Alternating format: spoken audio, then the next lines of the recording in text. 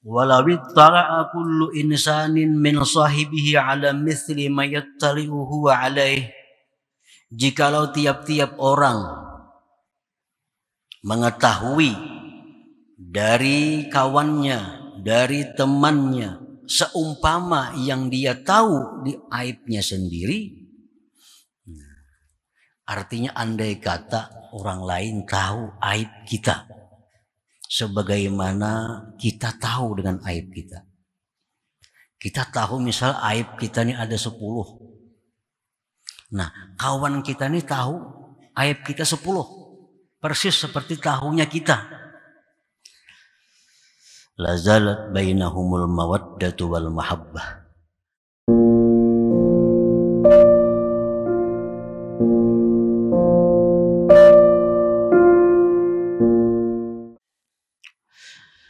An-nasu yamdahunak lima yazunnuna fik. Fakun anta zamman li nafsik lima ta'lamuhu minha.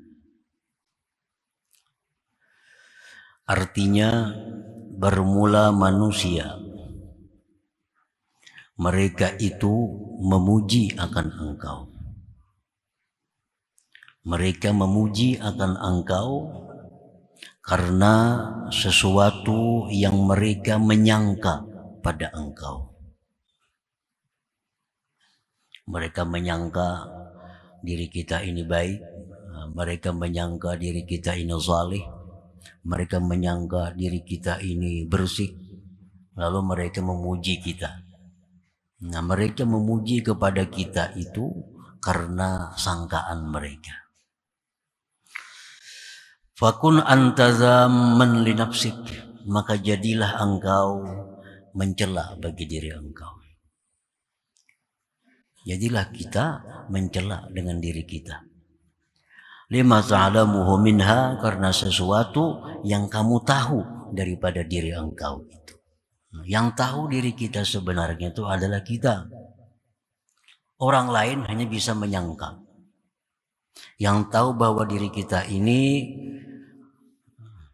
masih banyak aibnya, yang tahu bahwa diri kita ini banyak riaknya, yang tahu diri kita ini ada dengkinya, yang tahu diri kita ini ada dendamnya, itu kita. Sedangkan orang lain hanya menyangka kita ini baik, lalu mereka memuji kepada kita. Nah, mereka memuji berdasarkan sangkaan mereka. Sedangkan kita tahu diri kita dengan keyakinan. Karena kita yang tahu diri kita. Nah, janganlah kita gembira, suka dengan pujian-pujian itu. Karena yang tahu diri kita sebenarnya adalah kita sendiri. Minal ma'lum annal insana la yanfakku 'anil uyub wan naqais wal wuqu'i bil akhta wal kaba'ih al-zahirati wal batinah. Dan dimaklum bahwa manusia tidaklah terlepas dari celah dan kekurangan, dan jatuh pada perbuatan-perbuatan dosa dan kejahatan. Baik kejahatan dosa yang zahir atau kejahatan dosa yang batin. Nah, manusia kada akan terlepas dari itu. Paling banyak sedikitnya bedanya. Nah, setiap manusia itu kada lepas daripada aib, daripada celah, daripada memperbuat maksiat. Wa fil hadis, dalam hadis disebutkan kullu bani Adam khata ila akhir. Tiap-tiap manusia itu berbuat salah. Rasulullah sudah menjelaskan bahwa setiap manusia itu berbuat kesalahan. Illa ar-rusula wal anbiya salawatullah wassalamuhu alaihim, kecuali para rasul, nabi salawatullah wassalamu alaihim, fahumul ma'sumun mereka itu para rasul, para nabi terpelihara anirtikabil ma'asi, daripada memperbuat maksiat. Jadi artinya selain rasul, selain nabi, itu pasti ada berbuat kesalahan. Dan kesalahan itu artinya adalah aib, artinya kekurangan. Nah, para muhibbin rahimakumullah. Walakinna sunnatallah ta'ala fi ibadihi iqtadat anna julla hadhihi la uyub khafiyah la yattali'u 'alaiha illa ashabuha. Tetapi sunnatullah pada hamba-hambanya ini menuntut bahwa sebagian besar aib yang ada pada diri itu tersembunyi. Tidak tahu akan aib itu kecuali orangnya. Kalau orang tahu tentang aib kita, itu paling tahu seperempat paling tahu. 3/4-nya orang kada tahu aib kita. Nah, itu sudah sunnatullah. Sudah hukum Allah demikian.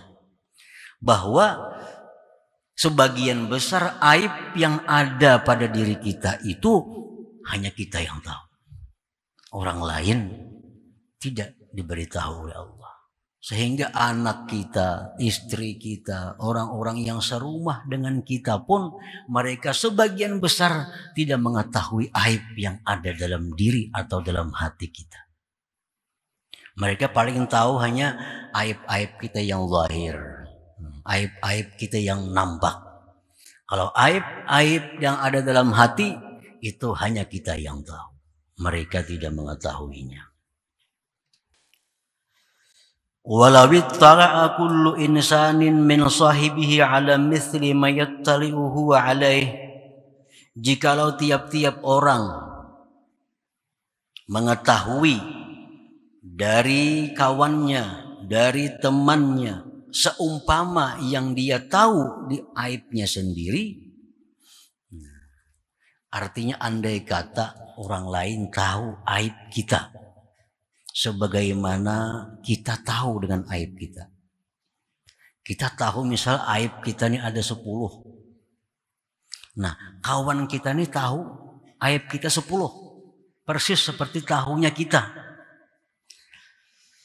Lazalat bainahumul mawaddatu wal mahabbah. Niscaya hilanglah dari mereka itu percintaan dan perkasihan. Niscaya orang tidak akan ada lagi cinta mencintai. Karena sudah tahu sepenuhnya aib yang ada pada diri temannya itu. Nah, ini hikmah. Ini hikmah dari Allah. Kenapa orang itu tidak dinampakkan seluruhnya aibnya? Hanya sebagian kecil kita tahu aib kawan kita. Hanya sebagian kecil kita tahu aib istri kita. Hanya sebagian kecil kita tahu aib suami kita. Kenapa? Agar tidak hilang cinta di antara mereka itu. Agar tidak hilang kasih sayang di antara mereka itu. Artinya kalau kita tahu teman kita, kawan kita, istri kita, anak kita, tahu kita seluruhnya aib pada dirinya, niscaya kita akan benci melihatnya. Kita akan selalu ingin jauh dari dia. Nah, demikian pula istri kita. Andai kata istri kita tahu seluruh aib yang ada pada hati kita, istri kita pun akan meninggalkan kita. Andai kata kita tahu seluruhnya aib istri kita, kita akan lari meninggalkannya. Nah, ini hikmah dari Allah, bahwa sebagian besar aib itu ditutupi oleh Allah. Hanya sebagian kecil yang kita tahu aib kawan atau teman atau orang yang dekat dengan kita. Nah, para muhibbin rahimakumullah. Wala taqatta'at bainahumut ta'aruf wat ta'awun, dan niscaya putuslah di antara mereka itu saling tolong menolong, saling kenal mengenal. Kenapa kita ingin mengenal si A? karena kita tidak mengetahui aibnya. Andai kata kita tahu aibnya si A itu sepenuhnya, tidak akan ingin kita berkenalan dengannya, apalagi mencintainya, apalagi menyayanginya. Andai kata kita mengetahui aib seluruhnya dari si Fulan, kita tidak akan mau membantunya. Nah, itulah hikmah dari Allah Subhanahu wa Ta'ala, bahwa kita hanya tahu sebagian kecil aib yang ada pada orang-orang yang di sekitar kita ini. Para muhibbin rahimakumullah. Idza madahaka insanun bi syai'in laisa mawjudan fik fala tafrah bih bal dhumma nafsak wa azhir karahatak alal madih wa la yaghurrannaka sana'uh li'annahu la ya'lamu illa adh-dhahira faqat wa anta ta'lamu nafsak. Apabila memuji akan engkau oleh seseorang dengan sesuatu, apabila memuji akan engkau oleh seseorang dengan sesuatu yang tidak ada pada diri engkau. Umpamanya kita ini sembahyang tahajud itu balang kambingan. Balang kambingan, kadang-kadang tahajud, kadang-kadang pray. Ada orang memuji kita. Ujar orang, wah si Fulan itu tiap malam tuh bangun beramal. Kan kada bujur tuh pujiannya. Kada bujur. Nah, si Fulan mengatakan, misalnya memuji kita, bahwa si Din itu orangnya bersih, baik hatinya. Padahal kada bujur.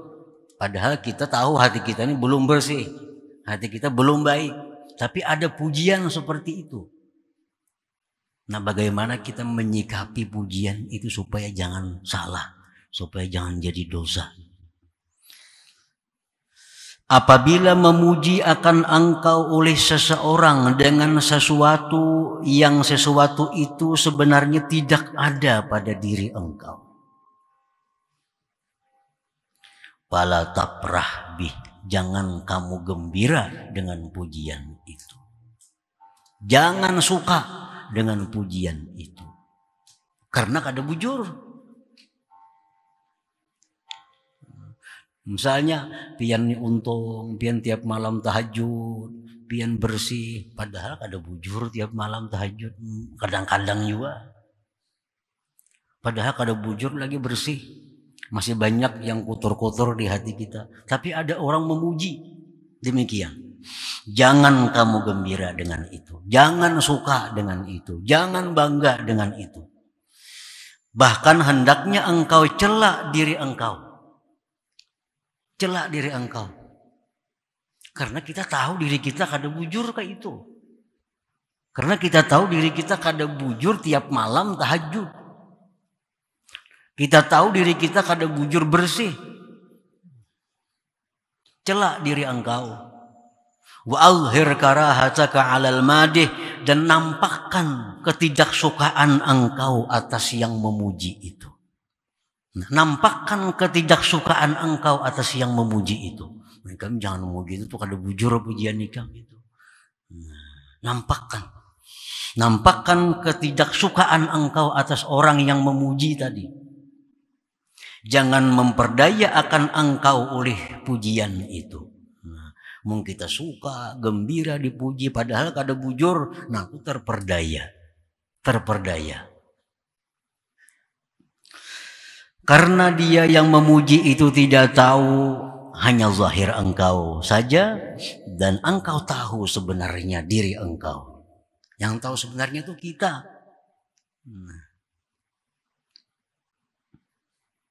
Jadi bila demikian, kita selamat. Baik pujian itu langsung, atau pujian itu perantara, ada perantaranya yang menyampaikan kepada kita. dan pujian itu kada sesuai dengan apa yang ada pada diri kita, nampakkan ketidaksukaan kita kepada orang yang memuji itu. Dan celaklah diri kita. Jangan senang, gembira dengan pujian seperti itu. Wa qad dzammallahu ta'ala qauman ahabbu ay yuhmadu bima lam yaf'alu faqala ta'ala, dan sungguh mencela Allah akan suatu kaum yang suka dipuji dengan sesuatu yang tidak melakukan. Allah mencela suatu kaum yang mereka suka dipuji dengan hal-hal yang tidak mereka lakukan. Ada orang di zaman Nabi itu yang mereka itu suka dipuji, padahal mereka tidak melakukan apa-apa. Nah, itu dicela oleh Allah. Kita kada tahajud, dipadakan orang Bu Sidin tahajud terus, suka kita. Suka. Allah mencela. Di dalam Al-Quran Allah berfirman, wa yuhibbuna ayyuhmadu bima lam yaf'alu fala tahsabannahum bimafazatin minal azab. Mereka suka bahwa dipuji dengan sesuatu yang tidak mereka lakukan. Maka jangan kamu anggap mereka itu terlepas dari azab Allah Subhanahu wa ta'ala. Jadi bakal disiksa kita. Kalau kita suka dengan pujian, padahal itu kada benar, kita akan disiksa oleh Allah. Untung pian takwa, padahal kada bujur takwa, kadang-kadang juga. Kadang-kadang takwa, kadang-kadang kada. Suka kita dipuji, jadi dosa. Nah, fala tahsabannahum bimafazatin minal azab. Nah, para muhibbin rahimakumullah. Wa idza madahaka bi syai'in huwa fik. Apabila memuji manusia akan engkau dengan sesuatu yang ada pada diri engkau. Mereka memuji kita, memang itu patut dipuji. Umpamanya kita ini selalu sembahyang berjamaah. Selalu sembahyang berjamaah. Itu kan kelihatan orang, kelihatan. Kita ke masjid, kita ke musalla, ke surau, itu kelihatan orang. Tiap waktu kita ke masjid sembahyang. Contohnya, ada orang memuji. Wah, untung si Din itu kada lepas sembahyang berjamaah. Tiap waktu ke masjid, untung. Nah, itu bujur. Memang kita tiap waktu ke masjid dipuji oleh orang. Nah, ini pujiannya bujur. Kada ada. Nah, wa iza madahaka bi syai'in huwa fik. Apabila memuji akan engkau oleh seseorang manusia dengan sesuatu yang ada pada diri engkau. Untung si Din itu hafal Quran. Memang hafal Quran. Nah, untung si Din tahajud tiap malam. Memang si Din tahajud tiap malam. Nah, bagaimana kita menyikapi pujian dengan sesuatu yang memang ada pada diri kita? Fala tafrah bihi aidan min haitsu huwa. Jangan gembira juga dengan pujian itu. Jangan gembira dengan pujian itu dari sekira-kira itu pujian. Jangan gembira. Walaupun bujur-bujur, walaupun benar-benar itu ada pada diri kita. Dipuji, jangan gembira dengan pujian itu. Walakin ifrah billah alladzi an'amaka bihadhihi ni'matil uzma. Tetapi gembiralah engkau dengan Allah yang memberikan nikmat kepada engkau dengan nikmat yang besar ini. Akhirnya kita gembira.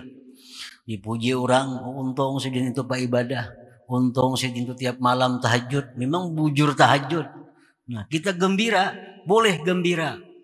Bahkan disuruh gembira, tapi gembira bukan dengan pujian itu. Gembira kita kepada Allah yang memberikan nikmat ini kepada kita. Hati kita senang mendengar pujian itu karena Allah yang memberikan nikmat. Allah yang memberikan taufik hidayah kepadaku sehingga aku bisa selalu beribadah seperti demikian itu.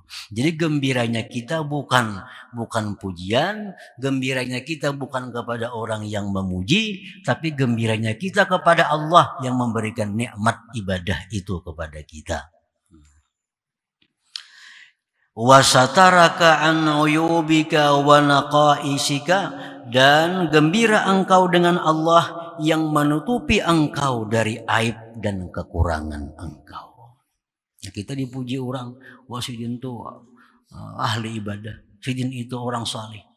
Andai kata itu bujur, kita ahli ibadah, kita gembiranya dengan Allah. Kita gembira Allah memberi kita kemampuan demikian. Kita gembira Allah menutupi kekurangan kita. Kita gembira Allah menutupi aib kita. Andai kata dibuka Allah, tentu orang satu pun tidak akan memuji kepada kita. Nah, kita gembiranya ke sana. Nah, bukan gembiranya kepada orang memuji, bukan gembiranya kepada pujian, tapi gembiranya itu kepada Allah yang memberikan nikmat. Wa qul kama qala al-Imam Ali karramallahu wajhah, dan katakanlah sebagaimana mengata Imam Ali karramallahu wajhah. Imam Ali, beliau punya banyak sifat kesempurnaan, punya sifat yang mulia, punya sifat yang tidak dimiliki oleh sahabat-sahabat lainnya.